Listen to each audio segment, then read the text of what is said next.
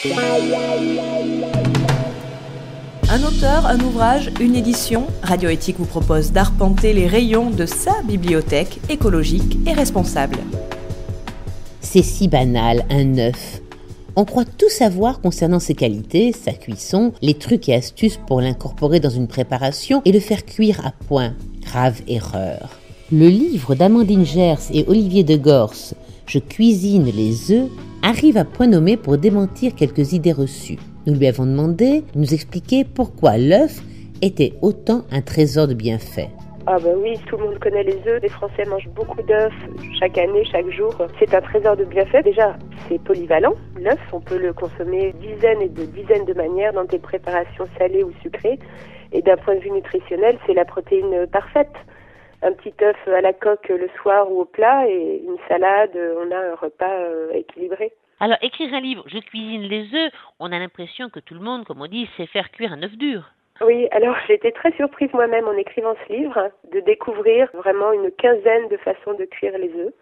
C'est vrai qu'on a l'habitude de les manger soit au plat, soit brouillés ou en omelette. Mais si je fais la liste de toutes les façons de cuire les œufs, on a les œufs durs, les œufs mollets, les œufs mimosa, les œufs en gelée, les œufs brouillés, les œufs pochés, les œufs en cocotte, les œufs marinés, les œufs marbrés, les œufs à la poêle, les œufs au plat, les œufs filés, les œufs battus. C'est impressionnant les découvertes que j'ai faites en écrivant ce livre. Et en plus, ça fait des recettes très variées avec des goûts complètement différents. Les photos qui sont dans votre ouvrage sont absolument alléchantes. Alors, est-ce qu'on peut peut-être reprendre quelques modes de cuisson qu'on ne connaît pas bien, ou peut-être un rappel de la préparation? Comment est-ce qu'on sépare de façon très originale le blanc du jaune?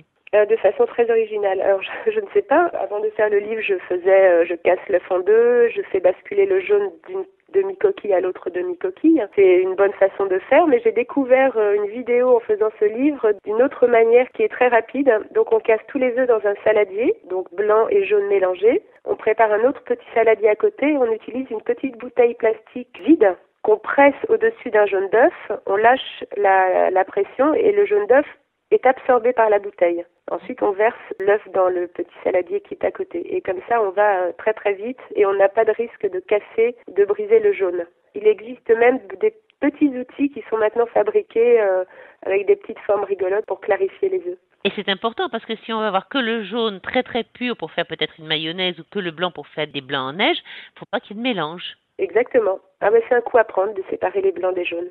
C'est un petit peu d'exercice, mais ça c'est une méthode amusante et très efficace. Qu'est-ce qu'on peut proposer? Les modes de cuisson, des modes de cuisson qu'on connaît peut-être pas très bien.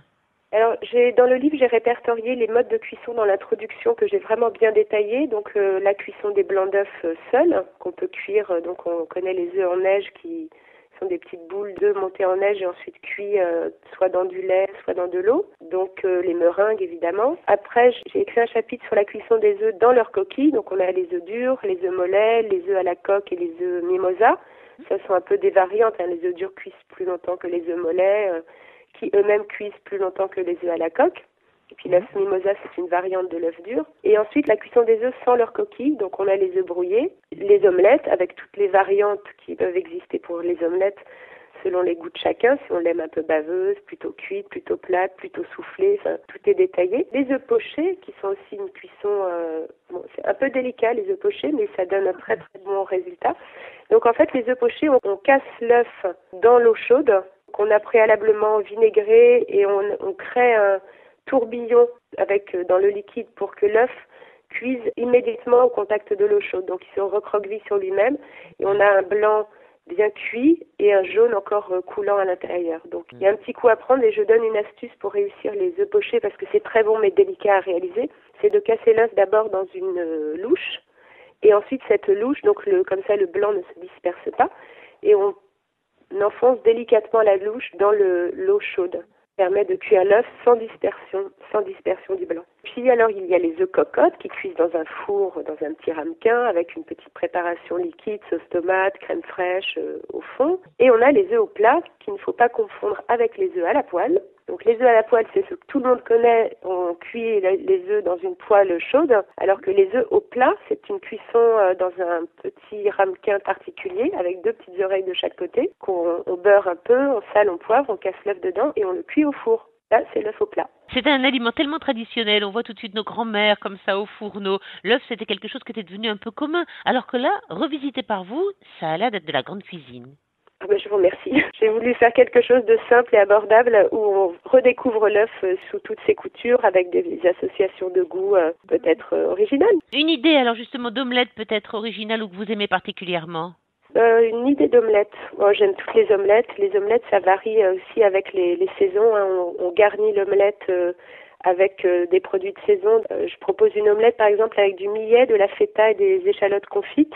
J'aime beaucoup avec la feta qui fond un peu au dernier moment sur l'omelette. Et puis j'ai découvert une recette iranienne aussi avec une de mes amies, une recette qui s'appelle le coucou, comme notre oiseau.